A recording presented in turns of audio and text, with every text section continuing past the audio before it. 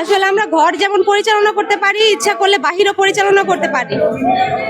আমাদের জনপ্রিয় প্রধানমন্ত্রী তারেক রহমান যে বার্তা প্রেরণ করেছেন গ্রিন সিটি ক্লিন সিটি, সেটা আমরা বাস্তবায়নের লক্ষ্যে আজকে বের হয়েছি শত ব্যস্ততার মাঝখানেও।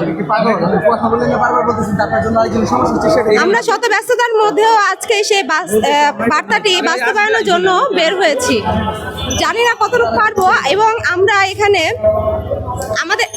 আপনারা দেখতে পেয়েছেন যে আমাদের এখানে আছে বাংলাদেশ প্রতিমন্ত্রী, মুক্তিযোদ্ধা বিষয়ক প্রতিমন্ত্রী ইশরাক হোসেন। এবং আমরা এখানে যতটুকু পারি ক্লিন করব, ঝাড়ু দেওয়া হতে, ড্রেন পরিষ্কার, যা যা প্রয়োজন হয় একটি ক্লিন সিটি করতে। এবং আমরা একটি প্রচার বার্তাও রেখেছি যেন মানুষ সতর্ক হয়। আসলে আমরা তো শুধু আমাদের দেখে যেন সতর্ক হতে পারে। আমরা তো শুধু করলে হবে না, জনগণকেও সচেতন হতে হবে। এই